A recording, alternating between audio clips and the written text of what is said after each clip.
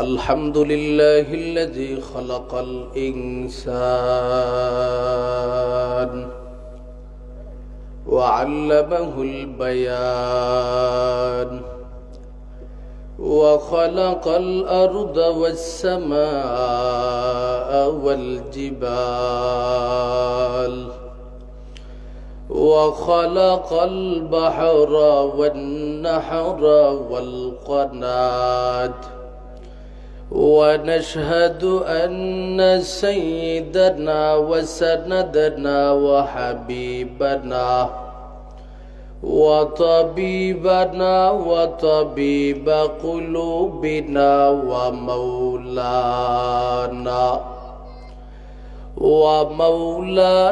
محمدا عبده ورسوله الذي أرسله الله تعالى بالحق بشيرا ونذيرا وداعيا إلى الله بإذنه وسراجا منيرا أما بعد فأعوذ بالله من الشيطان الرجيم بسم الله الرحمن الرحيم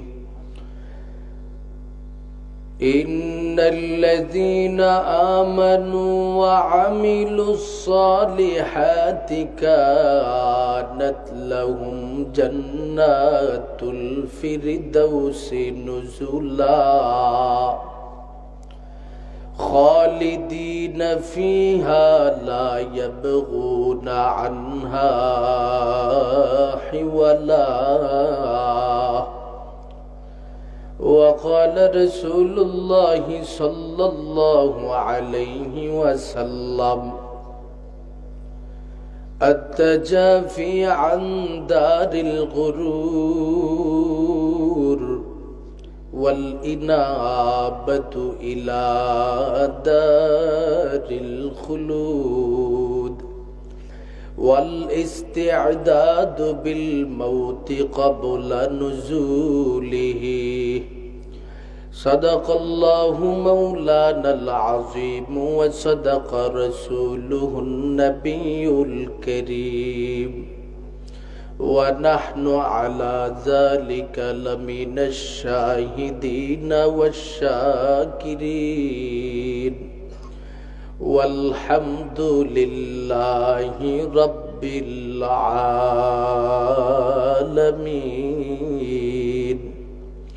اللهم صل على روح محمد في الأرواح وصل على جسد محمد في الأجساد وصل على قلب محمد في القلوب وصل على قبر محمد في القبور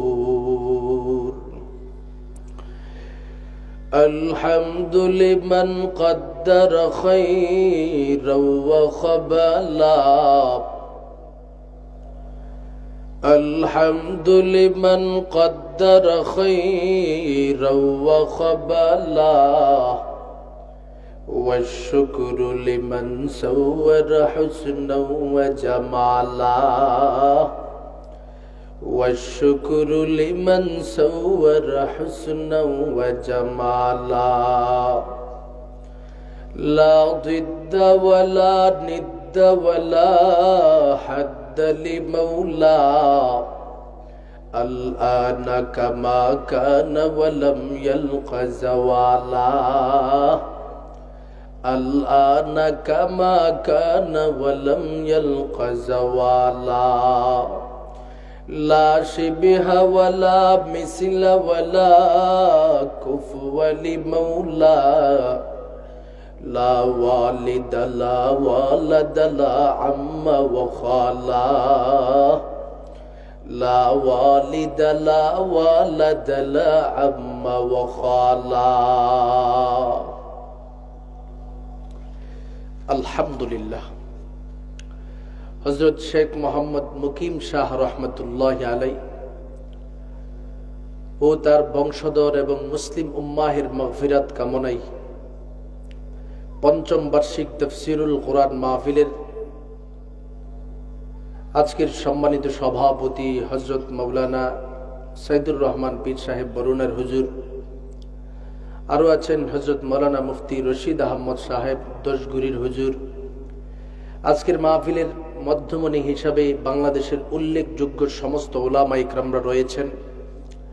পাশাপাশি আমার ডানে বামে সামনে পিছনে উপবিষ্ট আছেন এলাকার ধর্মপ্রাণ মুসলমান ভাইয়েরা, পর্দার অন্তরালের পর্দানিশীন মা ও বোনেরা।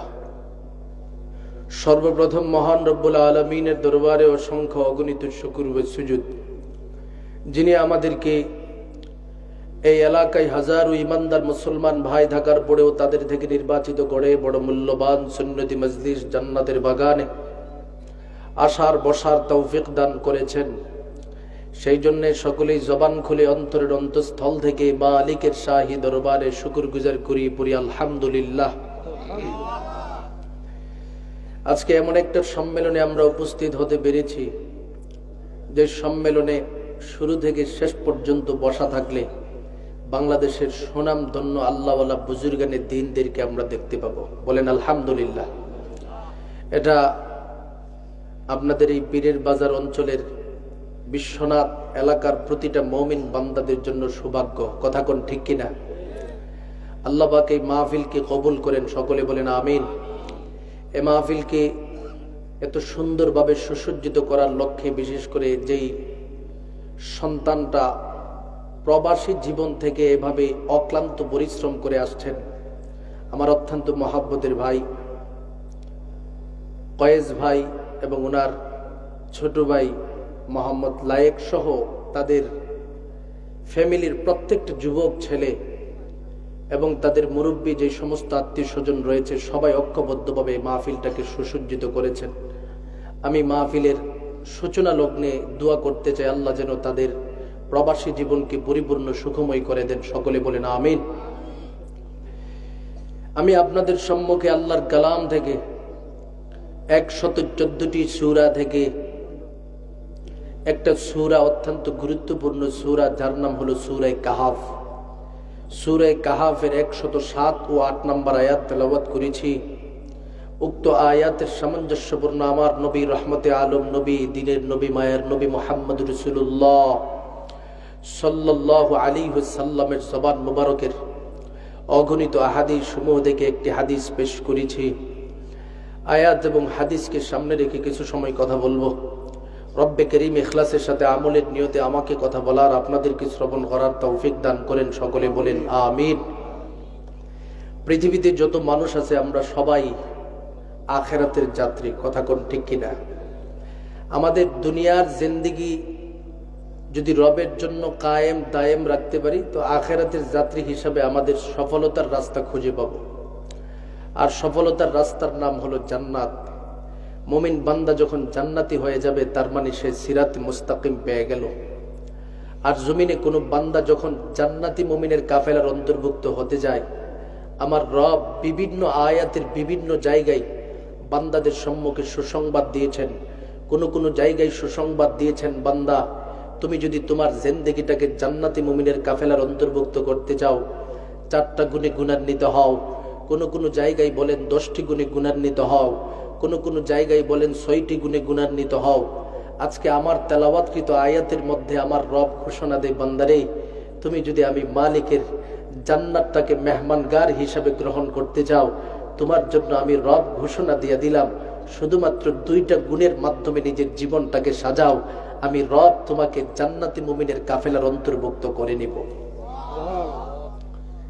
1 নাম্বার আমার রব বলেন, বান্দা জান্নাতের মেহমান হতে চাও, ইন্নাল্লাযীনা আমানু, দুই নম্বরে আমার রবের পক্ষ থেকে বলেন ওয়া আমিলুস সলিহাত। মুমিন রে, যদি তুমি নিজেকে মুমিন বান্দার অন্তর্ভুক্ত বানাতে পারো, ঈমানওয়ালার জীবনের ভিতরে পরিপূর্ণভাবে তুমি নিজেকে ঢোকাতে পারো, আমি রবের পক্ষ থেকে ঘোষণা প্রদান করে দিলাম, তোমার জন্য আমি মালিকের জান্নাতটা মেহমানগার হয়ে যাবে। এবার বোঝার বিষয় হলো কিভাবে আমরা নিজেকে পরিপূর্ণ মুমিন হিসাবে রবের সামনে উপস্থাপন করব। আমার রবের পক্ষ থেকে ঘোষণা প্রদান করে দে, রে আমার মহাব্বতের বান্দা, যদি তোমরা নিজেকে পরিপূর্ণ ঈমানওয়ালার জীবনের ভিতরে ঢোকাতে চাও, আমি আল্লাহর পক্ষ থেকে ঘোষণা প্রদান করে দিলাম, আমিনু কামা আমানান নাস। আমার নবীর সাহাবা ইকরামরা পৃথিবীতে ছিল, এই সমস্ত সাহাবা ইকরামের আদর্শ তোমরা গ্রহণ করবা। সাহাবীওয়ালা জীবনের মাধ্যমে যদি তোমার জীবনটাকে তুমি সাজাতে পারো, আমি রব ঘোষণা দিলাম তুমিও পরিপূর্ণ মুমিন বান্দার গুণে গুণান্বিত হতে পারবা। এবার বুঝার বিষয় হলো আমিনু কামা আমানান নাস। এই আয়াতের মাধ্যমে আল্লাহ পাক আমাদেরকে যে সাহাবীদের ঈমানের মতো নিজের ঈমানকে সাজানোর কথা বলতেছে, রে গোলাম, সাহাবীদের ঈমানটা কেমন, সাহাবা ইকরামের ঈমানের মতো যে নিজের জিন্দেগিটাকে পরিপূর্ণভাবে সাজাবো রে বান্দা, তাদের ঈমানটা কি পরিমাণে হতে পারে, তাদের আদর্শ সমূহ আমার রবের পক্ষ থেকে তার কালামের মধ্যে একটা একটা করে উপস্থাপন করে দিয়েছেন। আমার আল্লাহ ঘোষণা প্রদান করে দেয়, ও বান্দা, সাহাবা ইকরামের ঈমান কেমন সেটা কি জানতে পারো? আমি আল্লাহ নিজেই সাহাবীদের ঈমানের ব্যাপারে তোমাদের সম্মুখে সার্টিফিকেট দিয়ে দেই। মুহাম্মাদুর রাসূলুল্লাহ ওয়াল্লাযীনা মাআহু আশিদ্দাউ আলাল কুফার রুহামাউ বাইনাহুম তারাহুম রুকআন সুজদান ইয়াবতাগুনা ফাদলাম মিনাল্লাহি ওয়া রিদওয়ানা সীমাহুম ফি বুজুহিহিম মিন আসারিস সুজুদ।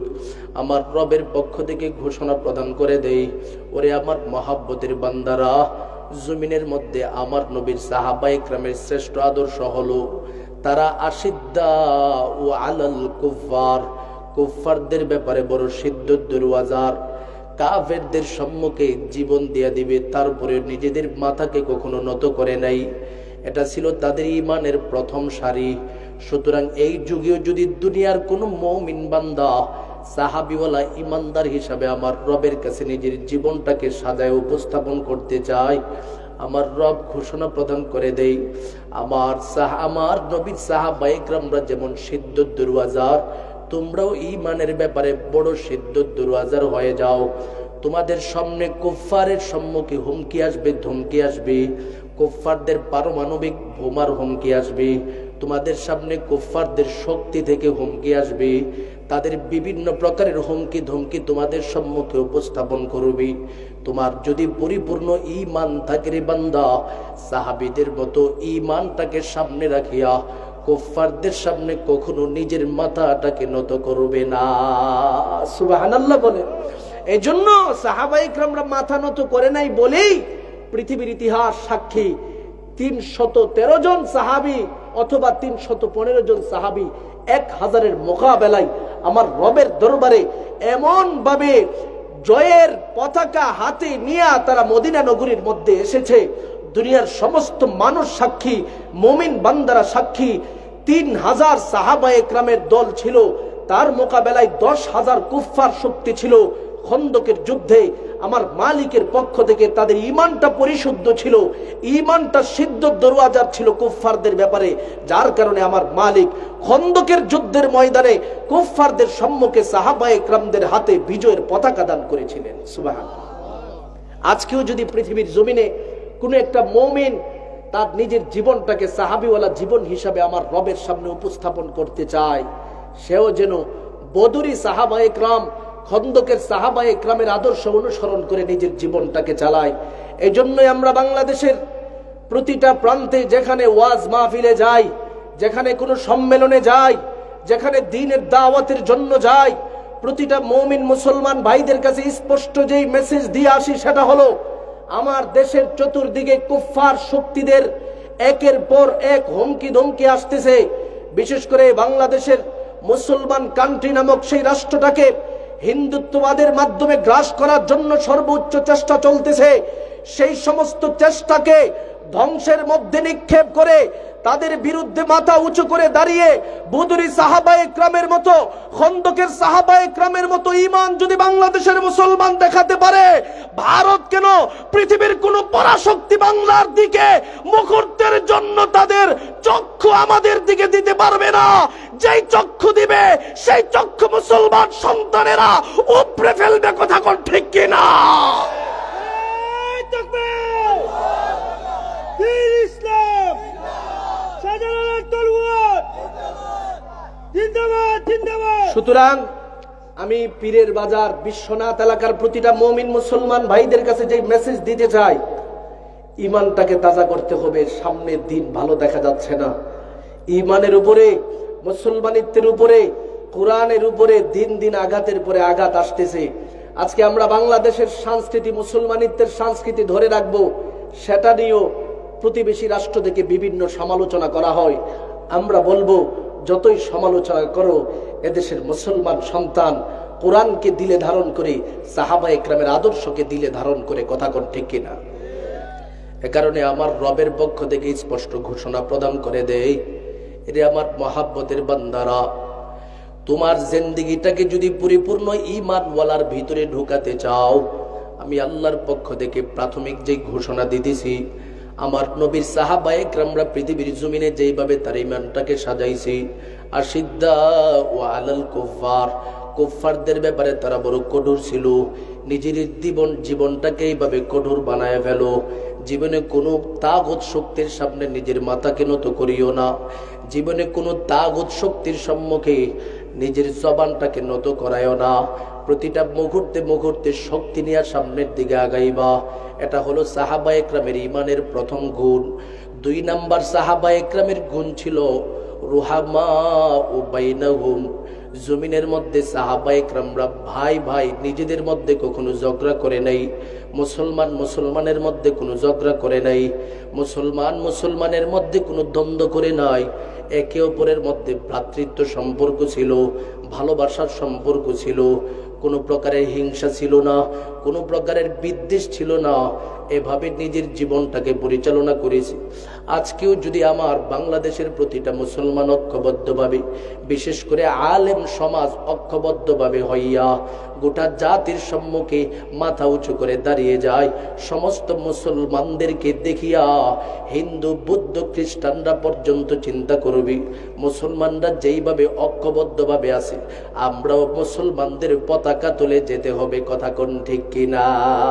কারণ আমাদের জীবন এমন ভাবে পরিচালনা করতেছি, মাসলাকে দ্বন্দ্ব, উমুক তুমুকে দ্বন্দ্ব, এই জাতীয় দ্বন্দ্ব নিয়ে আমাদের সময় যখন পার হচ্ছে, তখন কুফফার শক্তির সুযোগের সন্ধান পাচ্ছে যে এই মুহূর্তে মুসলমানদেরকে আমরা বাংলার জমিনের মধ্যে ক্ষমতার মধ্যেও বসাবো না। মুসলমানদেরকে কোনো জায়গায় শক্তি আনবে এই জাতীয় কোনো রাস্তার সম্মুখীন করতে দিব না। প্রতিটা মুহূর্তে মুহূর্তে আমাদেরকে দুর্বল ভাবার চেষ্টা করছে। তাই আমাদের প্রথম যে টার্গেট থাকবে, সাহাবীরা যেইভাবে শক্তি নিয়ে একে অপরের মধ্যে ভ্রাতৃত্ব সম্পর্ক ছিল, মুসলমান ভাই ভাইদের মধ্যে ভ্রাতৃত্ব সম্পর্ক ছিল, এই সম্পর্কটা যদি জমিনের মধ্যে আমরা প্রতিস্থাপন করতে পারি, আশা করা যায় মুসলমানদেরকে সামনে আগানো থেকে কোনো মানুষ দূরে সরাতে পারবে না। কথা কোন ঠিক কিনা? এই কারণে আমার রবের পক্ষ থেকে 2 নম্বরে গুণ বলে, বান্দা তুমি তোমার ঈমানটাকে সাহাবীদের মতো যদি সাজাতে চাও, রুহামা বাইনাহুম, নিজের জীবনটাকে মুমিনের মধ্যে যতদিন পর্যন্ত বসবাস করবারে গোলাপ, প্রতিটা মুহূর্তে মুহূর্তে একে অপরের মধ্যে ভালোবাসার সম্পর্ক রাখবা। একে অপরের মধ্যে রুহামা বাইনাহুম, ভ্রাতৃত্ব সম্পর্ক রাখবা। এটা হলো ঈমানের সাহাবায়ে কেরামদের যে জিন্দেগিটা ছিল, এই জিন্দেগির 2 নম্বরের গুণ। 3 নম্বরে আমার রবের পক্ষ থেকে বোঝায় দেই, যদি সাহাবীওয়ালা ঈমান তোমরা গ্রহণ করতে যাও, তারাহুম রুকআন সুজদান ইয়াবতাগুনা ফাদলাম মিনাল্লাহি ওয়া রিদওয়ানা, আমার রব ঘোষণা প্রদান করে দেয়, আমি মালিকের সন্তুষ্টি করার লক্ষ্যে পৃথিবীর জমিনে যত সাহাবায়ে কেরামরা ছিল তারা প্রতিটা মুহূর্তে মুহূর্তে সাজদায় অবনত থাকতো, রুকুতে অবনত থাকতো। কেন অবনত থাকতো রে গোলাম? তাদের জিন্দেগির ভিতরে আমার মালিকের ভয় ছিল, কবরের ভয় ছিল, হাসরের ভয় ছিল, জাহান্নামের ভয় ছিল। যার কারণে আমার মালিকের কুদরতি কদমের মধ্যে পড়িয়া প্রতিটা মুহূর্তে মুহূর্তে আমার মালিকের কাছে কান্না করত। সাহাবীরা যখন কবর দেখতো সেখানেও কান্না শুরু করত। আবু বকর সিদ্দিকের ইতিহাসের দিকে তাকালে দেখা যায় মাটি হাতের মধ্যে নিয়ে বলতো, ইয়া লাইতানি কুনতু তুরাবা, ইয়া লাইতানি কুনতু তুরাবা। মালিক রে, আমি যদি মাটি হয়ে যাইতাম আমার কোনো হিসাব হতো না। উমরে ফারুকের ইতিহাসের দিকে তাকালে দেখা যায় জমিনের মধ্যে গড়াগড়ি করত, বিভিন্ন গাছের পাতা হাতের মধ্যে নিয়ে বলতো, আমি যদি গাছের পাতা হয়ে যেতাম আমার কোনো আযাব থাকতো না, আমার কোনো হিসাব থাকতো না। প্রতিটা মুহূর্তে মুহূর্তে রবের দরবারে কান্নাকাটি করত। হযরত ওসমান গনির ইতিহাসের দিকে তাকালে দেখা যায় রে গোলাম কবরস্থানের পাশে দাঁড়াইয়া আবার মালিকের দরবারে কান্দি, ডেকে ডেকে বলেন, মালিক রে, সেই কবরে কেমনে থাকবো? খাদেম ডেকে ডেকে বলেন, ও খলিফাতুল মুসলিমিন ওসমান, আমি যখন ওই আপনার দিকে তাকাই আপনি কোনো কবরস্থান অতিক্রম করতে থাকেন, দেখতে পাই প্রতিটা মুহূর্তে মুহূর্তে চোখের পানি ছেড়ে দিয়া কান্না করতেছেন। ব্যাপারটা কি? বিষয়টা তো বুঝতে পারি নাই। আমার সামনে একটু বলেন না কেন এইভাবে কবর দেখে দেখে আপনি কান্না করেন? ওসমান গনি ডেকে ডেকে বলেন, এরে খাদেম, কবর হলো আমার জিন্দেগির প্রথম রাস্তা। যদি এই প্রথম ঘাটিটাকে আমি পূর্ণ করে সবকিছু শেষ করে দিয়ে যেতে পারি আমার প্রতিটা ঘাটি সহজ হয়ে যাবে। কেন জানো? কারণ কবরে যখন আমাকে শায়িত করা হবে সেই কবরে আমাকে প্রশ্ন করা হবে। আমি যদি সঠিক জবাব দিতে পারি, আমার নবী বলেন, আল কবরু রাউযাতুম মির রিয়াজিল জান্নাহ, আমার নবী বলেন ওই বান্দার জন্য কবরটা জান্নাতের টুকরা হয়ে যাবে। আর যদি মুমিন বান্দা প্রশ্নের জবাব সঠিকভাবে দিতে না পারে, আও হুফরাতুম মিন হুফারিন নার, আমার নবী বলেন কবরটা নাকি জাহান্নামের টুকরা হয়ে যাবে। ওরে আল্লাহর বান্দা, ওরে খাদেম, একটু জবাব দাও। আমি যদি ওই কবরস্থানের সম্মুখীন হয়ে যাই, আমি যদি প্রশ্নের সম্মুখীন হয়ে একটা জবাবও সঠিকভাবে দিতে না পারি, আমার মালিকের সামনে আমি কিভাবে দাঁড়াবো? আমার কবরটা যদি জাহান্নামের টুকরাতে রূপান্তরিত হয়ে যায়, আমার যাওয়ার মতো কোনো পথ নাই, যাওয়ার মতো কোনো রাস্তা নাই। ও আল্লাহর মহাব্বতের গোলাম, আমার নবীর সাহাবায়ে কেরামের ইতিহাসের দিকে তাকালে দেখা যায় কান্নার ইতিহাস। তারাহুম রুকান সুজদান ইয়াবতাগুনা ফাদলাম মিনাল্লাহি ওয়া রিদওয়ানা, আমার মালিকের কুদরতি কদমের মধ্যে পড়িয়া সিজদায় পড়ে পড়ে কাঁদতো আর বলতো, ওগো দয়ার আল্লাহ, আপনি যদি মাফ না করে যাওয়ার মতো কোনো পথ নাই, আমার মালিকের সন্তুষ্ট কিভাবে তালাশ করবে? প্রতিটা মুহূর্তে মুহূর্তে তাদের জীবনটাকে সাজাইতো। এ কারণে আমার আল্লাহ ঘোষণা দিয়ে দেই, আমার সাহাবীদের মতো যদি তোমার জীবন বানাতে পারো, তুমি আমি রবের দরবারে পূর্ণ মুমিন হয়ে আগমন করতে পারবা।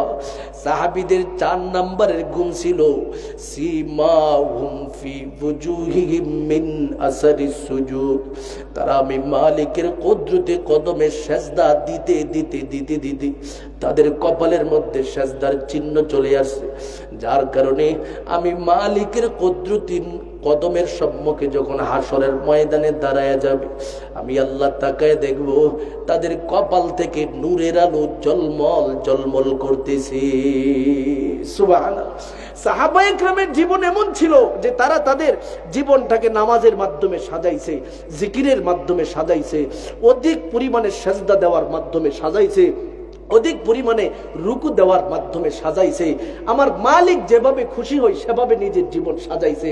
আমার রব বুঝাইয়া দিতে চাই, বান্দারে আমিনু কামা আমানান নাস, তুমিও যদি তোমার ঈমানটাকে আমার নবী সাহাবায়ে কেরামদের মতো সাজাতে চাও, এক নম্বরের গুণ নিজে সর্বহালাতে কুফফারদের সম্মুখে সিদ্ধত দরওয়াজার হবে। দুই নম্বর রুহামাউ বাইনাহুম, মুসলমানদের মধ্যে কোনো প্রকারের হিংসা বিদ্বেষ যেন না থাকে, সবসময় যেন ভ্রাতৃত্ব সম্পর্ক থাকে, এই দিকে খেয়াল রাখতে হবে। তিন নম্বরে, ও আমার মহাব্বতের বান্দা, তারাহুম রুকআন সুজদান ইয়াবতাগুনা ফাদলাম মিনাল্লাহি ওয়া রিদওয়ানা, আমি মালিকের সন্তুষ্ট করার লক্ষ্যে নিজের জীবনটাকে এমন ভাবে চালাইবা যেন বেশি বেশি আমি মালিকের কদমে সেজদা দিতে পারো, রুকু করতে পারো। তার মানে বেশি বেশি আমি মালিকের কদমে, তুমি সবসময় তাহাজ্জুদের নামাজের অভ্যাস গঠন করে আমি মালিককে ডাকতে থাকো। এভাবে ডাকতে থাকলে কি লাভ হবে জানো? আমার সাহাবীরা যেইভাবে সীমাহুম ফি ফুজুহিহিম মিন আসারিস সুজুদ, তাদের কপাল থেকে সেই হাসরের ময়দানে আমি নূরের আলো দেখতে পাবো, তোমাদের কপাল থেকে আমি আল্লাহ নূরের আলো দেখতে পাবো। সুবহানাল্লাহ। তাহলে ঈমানটা সাহাবীদের মতো ঈমান যারা বানাতে পারে তাদেরকে আমার আল্লাহ বলেন, তুমি আমার জান্নাতের মেহমান হিসাবে উপস্থিত হতে পারবা। সুবহানাল্লাহ। এবার বুঝার বিষয় হলো, সাহাবায়ে কেরামের ঈমানের মতো তো ঈমান আমরা বানাইলাম, এখন আমি যে সেই ঈমানওয়ালা হইছি এটার মধ্যে কোনো গুণাগুণ আছে কিনা, যে গুণটা আমার মধ্যে আসবে আমি যখন পূর্ণ ঈমানওয়ালা হব। আমার নবী স্পষ্ট ঘোষণা প্রদান করেছেন, হ্যাঁ, কোনো একটা বান্দা যখন সাহাবীওয়ালা ঈমান তার মধ্যে চলে আসে, তার মধ্যে অটোমেটিকলি তিনটা গুণ আলাদাভাবে উপস্থাপিত হয়ে যায়। সুবহানাল্লাহ বলে। কোন কোন গুণ আসে? এক নম্বর আমার নবী বলেন, আত-তাজাফি আন দারিল গুরুর ওয়াল ইনাবাতু ইলা দারিল খুলুদ ওয়াল ইস্তি'দাদু বিল মাউতি ক্বাবলা নুজুলিহি। আমার নবী ঘোষণা প্রদান করে দেয়, মুমিন বান্দা যখন আমার রবের সম্মুখে পরিপূর্ণ ঈমানওয়ালা হয়ে যায়, তার মধ্যে প্রথম নম্বরের গুণ হলো তাজাফি আন দারিল গুরুর, দারে গুর থেকে নিজেকে সর্বহালাতে দূরে রাখে। মানে দুনিয়ার যত হারাম আসবাব রয়েছে, প্রতিটা হারাম আসবাব থেকে নিজেকে দূরে সরায় রাখে। দুনিয়াতে মুমিন বান্দা যতদিন থাকবে, সুদ খাইবে তো দূরের কথা, সুদের কাছেও থাকবে না। ঘুষ খাইবে তো দূরের কথা, ঘুষের কাছেও থাকবে না। চুরি করবে তো দূরের কথা, চুরির কাছেও থাকবে না। টেন্ডারবাজি করবে না, ধোঁকাবাজি করবে না, মিথ্যা কথা বলবে না, মারামারি করবে না, রক্তপাত করবে না। অর্থাৎ হারাম উপায়ে দুনিয়াতে মানুষ যেই যেই কাজগুলো করে থাকি, এই জাতীয় কাজের ব্যাপারে ব্যক্তিটা সর্বহালাতে নিজেকে দূরে রাখতে পারবে। অর্থাৎ এই গুণটা অটোমেটিকলি তার মধ্যে চলে আসবে।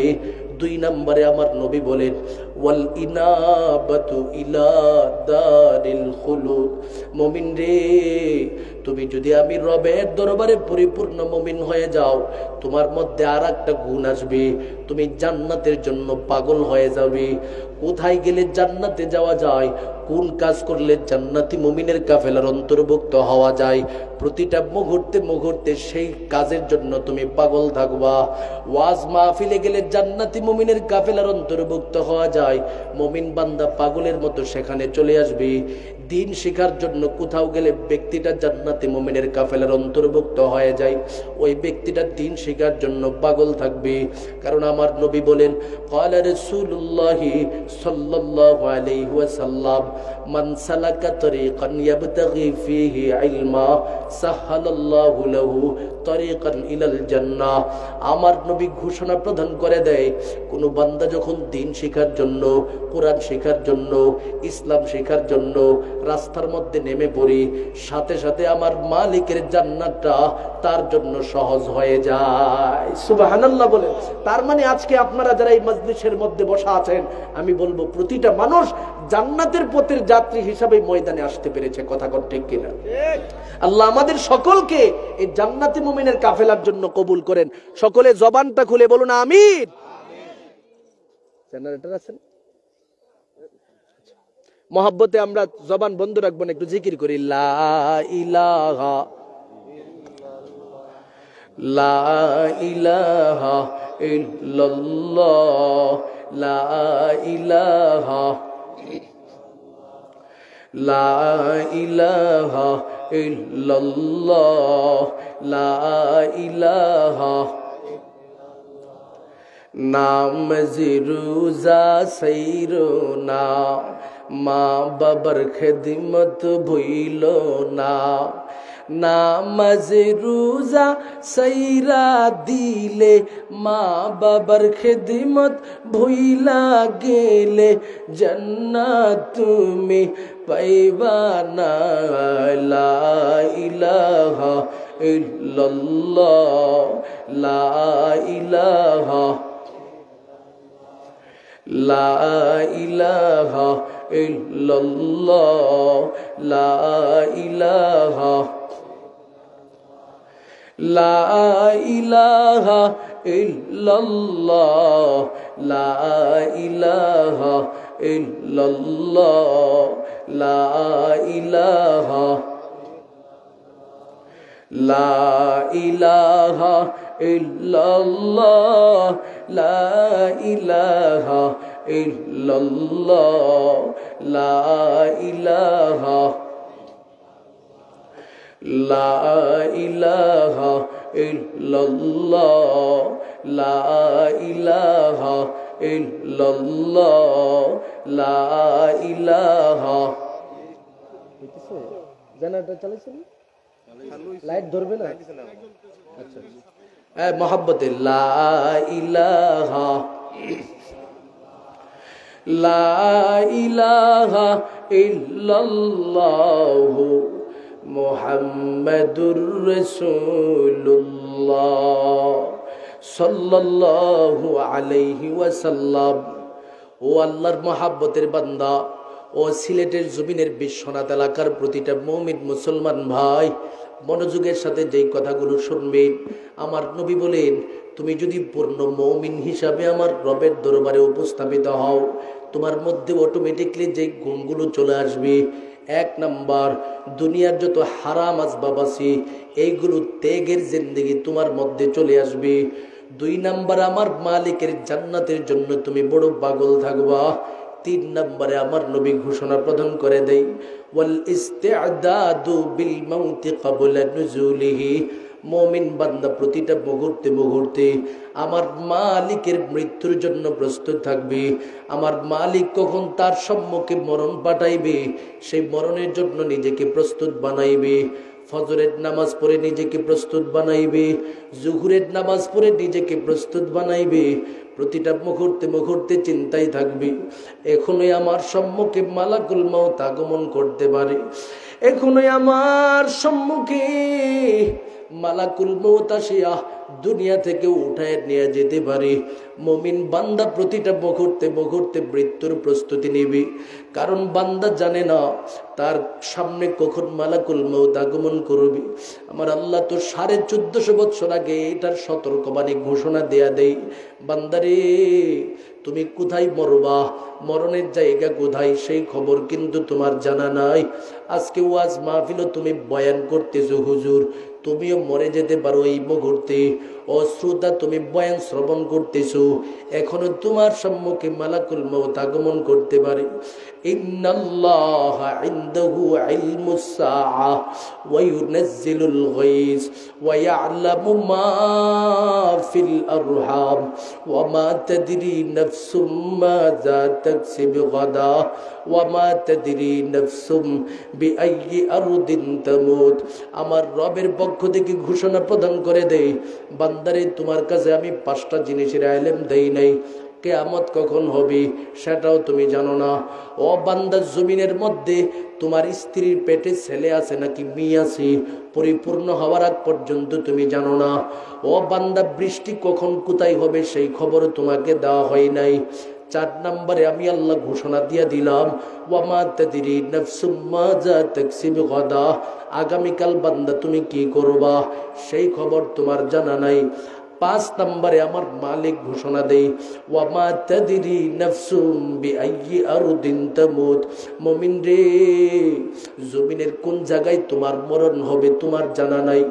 ও আল্লাহর মহাব্বতের বান্দাদের দল, যেহেতু তোমার মরণের খবর তোমার জানা নাই, এই মুহূর্তে নিজেকে পরিপূর্ণভাবে মৃত্যুর জন্য প্রস্তুত বানাও। কারণ এই ময়দানের মধ্যে হঠাৎ তোমার সামনে মালাকুল মউত আসবে। ও বান্দা, তুমি মনে করতেছো তোমার আপন মানুষের অভাব নাই, ডানে বামে ভাইদের অভাব নাই, আত্মীয় স্বজনের অভাব নাই।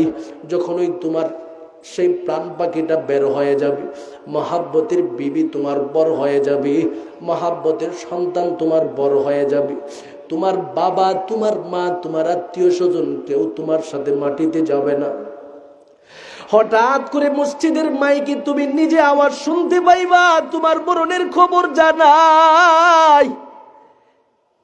পীরের বাজার এলাকার প্রতিটা মানুষ পাগলের মতো তোমার লাশটাকে দেখার জন্য আগমন করবে রে গোলাম। ইমাম সাহেব আসিয়া বলবে, লাশকে বাড়িতে রাখার কোনো সুযোগ নাই, এই মুহূর্তে কবরের সম্মুখে লাশটাকে নিয়ে যাও। পরিপূর্ণভাবে লাশটাকে কাফনের কাপড়ের মাধ্যমে প্যাকেট বানাইয়া তোমাকে নিয়ে আমাকে নিয়ে রওনা হয়ে যাবে, জানাজা দিবে। আজকে আমার জন্য জীবনের শেষ সময়, আর জীবনে কোনোদিন এই বাড়ির গেট দিয়ে প্রবেশ করার সুযোগ হবে না। জীবনে কোনোদিন সেই পীরের বাজারে আসার সুযোগ হবে না। জীবনে কোনোদিন বিশ্বনাথ এলাকায় যাওয়ার সুযোগ হবে না, সিলেটে যাওয়ার সুযোগ হবে না, ঢাকায় যাওয়ার সুযোগ হবে না। আজকে আমার দুনিয়ার সমস্ত ব্যস্ততা চলে গেল, আর আমার কোনো ব্যস্ততা নাই। আমাকে এবার কবরের মধ্যে দাফন করা হবে। আমার নবী বলেন, যদি তোমার জিন্দেগির হায়াতটাকে কাজে লাগাইয়া পরিপূর্ণ ঈমান নিয়া, পরিপূর্ণ আমল নিয়া কবরবাসীদের অন্তর্ভুক্ত হতে পারো, আমার রবের পক্ষ থেকে স্পষ্ট ঘোষণা, তোমার জন্য জান্নাতের পথ সোজা। ওরে বান্দা, যদি তুমি পরিপূর্ণভাবে কবরের প্রস্তুতি না নিয়া, ঈমানটাকে না সাজাইয়া এই কবরবাসীদের অন্তর্ভুক্ত হয়ে যাও, আমার নবী ঘোষণা প্রদান করে দে, রে আমার মহাব্বতের গোলাম, এরে আমার মহাব্বতের উম্মতের দল, যদি তোমার ঈমানটাকে পরিপূর্ণভাবে না সাজাইয়া একটা মুহূর্তের জন্য কবরবাসীদের অন্তর্ভুক্ত হয়ে যাও, তোমার উপায়টা কি হবে সেটা কি তুমি জানো রে বান্দা? ডান দিকের মাটি ডান পাশে দূরে চলে যাবে, বাম দিকের মাটি অনেক দূরে চলে যাবে। সেখান থেকে আসিয়া গুনাহগার বান্দার দিকে এমন জুড়ে একটা চাপ মারবে রে গোলাম, এক একটা চাপের কারণে বাম পাজরের হাড্ডি ডান পাজরের ভিতরে ঢুকে যাবে রে গোলাম, ডান পাজরের হাড্ডি বাম পাজরে ঢুকে যাবি। চিৎকার মারিয়া মুমিন বান্দা কাঁদবে আর বলবে, আল্লাহ আমি তো ঈমানওয়ালা ছিলাম। আমার মালিক বলবে, রে গোলাম, তোমার সম্মুখে আলেম উলামা ঘোষণা প্রদান করেছিল, ঈমান নামক মহান দৌলত যাদের মধ্যে থাকবে ওই ব্যক্তির মধ্যে অটোমেটিকলি পরিপূর্ণ তিনটা গুণাগমন করবে।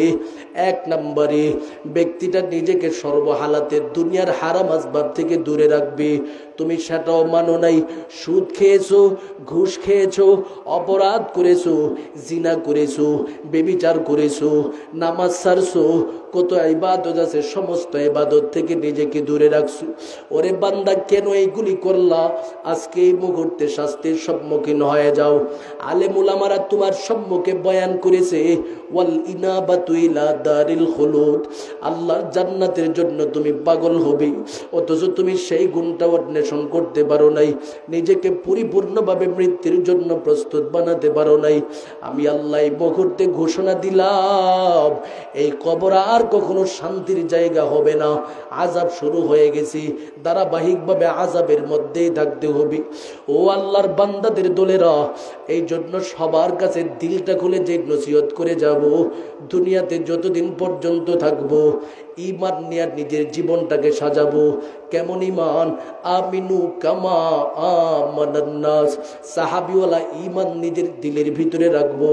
সাহাবায়ে কেরামের যেমন ঈমান ছিল, সেই ঈমান যদি আমার দিলের মধ্যে থাকে, নিজের সবসময় মৃত্যুর জন্য প্রস্তুত থাকার গুণ অটোমেটিকলি আসবে, জান্নাতের জন্য পাগল হওয়ার গুণ অটোমেটিকলি আসবে, দুনিয়া ত্যাগের জিন্দেগি নিজের মধ্যে অটোমেটিকলি আসবে। 2 নম্বরে আমার আল্লাহ বলে, ও বান্দা তুমি ঈমানটাকে সাজাইলা, এবার দ্বিতীয় গুণ হলো ওয়া আমিলুস সালিহাত, সেই ঈমানটাকে নেক দিয়া অলংকৃত করতে থাকো, ভালো ভালো কাজ করো, মানব সেবা করো, মানুষের পাশে দাঁড়াও, যেই কাজ করলে মানুষ খুশি হবে এই জাতীয় কাজ মানুষের সম্মুখে তুমি উপস্থাপন করো, যেই কাজ করলে আমি মালিকও খুশি হব, মানুষও খুশি হবে এই জাতীয় কাজ সমাজের মধ্যে উপস্থাপন করো। আমি রবের পক্ষ থেকে ঘোষণা দিলাম, ভালো ভালো কাজ নিয়ে যখন তুমি আমি মালিকের কাছে আগমন করবা, আমি মালিক স্পষ্ট সুসংবাদ দিয়া দিলাম, কানাত লাহুম জান্নাতুল ফিরদাউসি নুজুলা। মুমিন রে, আমি মালিকের জান্নাতটা তোমার জন্য মেহমানগার হিসাবে উপস্থাপিত হয়ে যাবে। আল্লাহু আকবার বলো মুসলমান, জবানটা খুলে বলুন সুবহানাল্লাহ। এই জন্য আমার রব আমার তেলাওয়াতকৃত আয়াতের মধ্যে এই ঘোষণাটাই দিতেছে, বান্দারে শুধু 2টা গুণ জীবনের ভিতরে ঢুকাও। 1 নাম্বার, ইন্নাল্লাযীনা আমানু, নিজের ঈমানটাকে পরিপূর্ণভাবে সাজাও। কেমনে সাজাইবা? সাহাবীদের ঈমানগুলোকে নিজের জীবনের ভিতরে ধারণ করো। অথচ বড় দুঃখের সাথে বলতে হয়, এমন এক সমাজে আমরা আছি, সাহাবীদের আদর্শ অনুসরণ করার চেয়ে থেকে সাহাবীদেরকে কিছু কিছু মানুষ গালমন্দ করতে পছন্দ করে। কথা কোন ঠিক কিনা?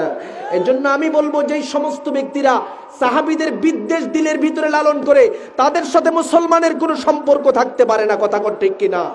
যারা সাহাবীদের সমালোচনা নিয়ে প্রতিটা মুহূর্তে মুহূর্তে ঘরে বসে সামাজিক কাজের মধ্যে সাহাবীদের সমালোচনা করতে পছন্দ করে, তাদের সাথে মুসলমানিত্বের কোনো সম্পর্ক হতে পারে না। কথা কোন ঠিক কিনা? এ কারণে আমার রব বলেন, সাহাবায়ে কেরামদের জীবনকে তুমি তালাশ করিয়া তাদের জীবনের মতো নিজের জীবনটাকে সাজাও, তোমার জীবনটা ঈমান পরিপূর্ণ হবে। আর সেই ঈমানকে যদি তুমি আমিলুস সালিহাত, নেক দিয়া পরিপূর্ণভাবে অলংকৃত করতে পারো, 2টা জিনিস নিয়ে যখন আমি রবের সামনে দাঁড়ায় যেতে পারবা, আমি রব ঘোষণা দিয়া দিলাম, কানাত লাহুম জান্নাতুল ফিরদাউসি নুজুলা। বান্দারে, তোমার জন্য সাধারণ কোনো জায়গা না, আমার জান্নাতটা মেহমানগার হিসেবে থাকবে। আর সেই মেহমানগার সাধারণ মেহমানগার না, যেখানে 1 দিন 2 দিন 3 দিন 5 দিন 10 দিন তুমি বসবাস করবা। আমি রব ঘোষণা দিলাম, খালিদিনা ফিহা লা ইয়াবগুনা আনহা হিওয়ালা, একবার ঢুকবে তো আর জীবনে কখনো বের হওয়ার প্রয়োজন হবে না। সুবহানাল্লাহ। বলেন তো দেখি, এই জান্নাতের জন্য নিজেকে পাগল করানোর প্রয়োজন আছে না নাই? আল্লাহ আমাদের সকলকে জান্নাতি মুমিনের কাফেলার অন্তর্ভুক্ত বানায় দেন। সকলে বলুন আমিন। আজকে যে মজলিসের মধ্যে আপনারা এসেছেন, দিল খুলে বিশেষ করে আপনি এলাকার প্রতিটা মুর্দে গানের জন্য দোয়া করবেন। আমিও মুসাফির মানুষ, দোয়া করে যাব। বিশেষ করে যাদের অক্লান্ত পরিশ্রমের মাধ্যমে মাহফিলটা সাজানো হয়েছে, আমার মহাব্বতের ভাই কয়েস ভাই, যার মাধ্যমে আমি সিলেটের জমিনের বড় বড় মাহফিলগুলো আমার পরিচিত হয়েছে। বলেন আলহামদুলিল্লাহ। আমি আজ থেকে 5-6 বছর আগে সিলেটের জমিনে যখন আসতাম, সেই সময় আমার এই প্রিয় ভাই কয়েস ভাইয়ের মাধ্যমে আমি গোটা সিলেটের জমিনের মধ্যে আমি ভ্রমণ করতাম। এই সিলেটে আমার তেমন কোনো পরিচিতই ছিল না, তার মাধ্যমে আমি পরিচিত হয়েছিলাম। যেখানে প্রোগ্রামে যাইতাম সাথে সাথে উনি আমার সাথে থাকতেন, রাস্তাঘাট দেখাইতেন। আলহামদুলিল্লাহ, এখন গোটা সিলেটের জমিনে যখন ঢুকি, একটা প্রোগ্রাম না, 3টা 4টা 5টা প্রোগ্রাম নিয়েও ঢোকা লাগে। আমি তো মনে করি সূচনায় যারা মেহনত করেছে আমাকে এই সিলেটের জমিনের মধ্যে মানুষের সম্মুখে উপস্থাপন করার জন্য, তার মধ্যে আমার প্রিয় কয়েস ভাই, আমি দিলটা খুলে তার জন্য দোয়া করি। তার ছোট ভাই রয়েছে, সেও আমার জন্য অনেক মেহনত করেছে। আমি যখন 4 বছর আগে সিলেটে আসতাম, সেই সিলেটের বিভিন্ন জায়গায় যখন অবস্থান করতাম, সেও আমাকে অনেক সহযোগিতা করেছে। সেখানে অবস্থান করার মতো সুযোগ সুবিধা করে দিয়েছে এবং মানুষদের সাথে পরিচয় করিয়ে দিয়েছে। এভাবে দিন কি দিন সময় অতিবাহিত হতে হতে আজকে সিলেটের মানুষ আলহামদুলিল্লাহ অনেক ভালোবাসে, তাদের সাথে ভালোবাসার মুআমালাও তৈরি হয়েছে। আমি দোয়া করি আল্লাহ পাক এই 2টা ভাইকে পরিপূর্ণ প্রবাসী জীবনের সুখময় দান করে দেন। সকলে বলুন আমিন। আর পাশাপাশি এই এলাকার যত প্রবাসী ভাই রয়েছেন, সবার জন্য আমি মুসাফির মানুষ দোয়া করতেছি, আল্লাহ পাক যেন সমস্ত প্রবাসী ভাইদের প্রবাসী জীবনকে সুখময় করে দেন। সকলে জবানটা খুলে বলুন আমিন। এখন থেকে আপনারা আসা শুরু করেছেন, আমি আশা করি আপনারা সকলে এই মাহফিলের প্যান্ডেলের মধ্যে বসে বসে নিজেদের সময়টাকে কাটাবেন। বড় বড় আলেম ওলামারা আসবেন, আমাদের হযরতওয়ালা আল্লামা খালেদ সাইফুল্লাহ আইয়ুবী সাহেব হুজুর আসবেন। আসবেন, আল্লামা হাসান জামিল সাহেব হুজুর আসবেন, আল্লামা আব্দুল বাসিত খান সাহেব হুজুর আসবেন, মুফতি হাবিবুল্লাহ মাহমুদ কাসিমি সাহেব হুজুর আসবেন, মুফতি সাখাওয়াত হোসেন রাজি সাহেব হুজুর আসবেন, আমার প্রিয় ভাই মুফতি রাফি বিন মনির সাহেব নাকি এই মুহূর্তে উপস্থিত হয়ে গেছেন, বলেন আলহামদুলিল্লাহ। এই যে এতগুলো আলেম সমাজ, এদেরকে একত্রিত করা সম্ভব না, কথা কর ঠিক কিনা? সব মাহফিলে আপনি কখনো একজনরে পাওয়া বড় কঠিন, অথচ সবাইরে তিনি একত্রিত করেছেন। এটা আমি মনে করি কয়েস ভাইয়ের অত্যন্ত মুজাহাদা রয়েছেন, এই আলেমদের যে ভালোবাসা তার উপরে রয়েছে। আল্লাহ পাক এই ভালোবাসাকে যেন আখিরাতের জান্নাত পর্যন্ত কবুল করেন, সকলে বলুন আমিন। এই মাহফিলটার জন্য দোয়া করি। সর্বপ্রথম যখন 5 বছর আগে এই মাহফিলটার সূচনা হয়, আপনারা অনেকেই জানেন, আমি সেই সময় সূচনায় সর্বপ্রথম দিন যে মাহফিলটা শুরু হয়েছিল, বাদ মাগরিব আমি বয়ান করেছিলাম। ওই সময় বাদ মাগরিব আমি আপনাদের এখানে বয়ান করে দিয়ে গিয়েছিলাম। ওই 5 বছর আগ থেকে রানিং চলতেছে, 5 বছর পরে আসছি। আল্লাহ পাক যেন আমাকেও কবুল করেন, আপনাদেরকেও কবুল করেন, সবাই বলেন আমিন। আমি এলাকার সমস্ত মুর্দেগানের জন্য দোয়া করি, বিশেষ করে হযরত শেখ মোহাম্মদ মুকিম শাহ রহমতুল্লাহি আলাইহি সহ ওনার সন্তান সন্ততি আত্মীয় স্বজন সবার জন্য দোয়া করি। এই যে এখানে শহীদুল ইসলাম, তার ব্যাপারে দোয়া চাইছে, এই নামটা না শহীদুল ইসলাম, কয়েস ভাই ফোন দিল, লায়েকও ফোন দিল যে শহীদুল ইসলাম নাকি গত বছর এই মাহফিলটাকে সুসজ্জিত করার লক্ষ্যে অনেক মেহনত করেছে। আমি দিলটা খুলে তার জন্য দোয়া করি, আল্লাহ যেন এই যে মেহনতগুলো করেছে প্রতিটা মেহনতের প্রতিদান তার কবরে আল্লাহ দান করেন, সবাই বলেন আমিন। আল্লাহ যেন এই শহীদুল ইসলামের কবরটাকে জান্নাতের বাগান বানায় দেন, সকলে বলুন আমিন। আল্লাহ পাক যতক্ষণ পর্যন্ত আমাকে কথা বলার সুযোগ দিয়েছেন, আমল করার তৌফিক দান করেন। আমিও আমল করতে চাই, আপনারাও আমল করার চেষ্টা করবেন। আল্লাহ পাক আপনাদেরকেও কবুল করেন, আমাকে কবুল করেন, আরো উলামা ইকরামরা যারা আসবেন সবাইকে কবুল করেন। সফলতার সাথে মাহফিলটা যেন আল্লাহ পাক শেষ করার তৌফিক দান করেন। ওয়ামা আলাইনা ইল্লাল বালাগ। ওয়াসসালামু আলাইকুম ওয়া রাহমাতুল্লাহি ওয়া বারাকাতুহু।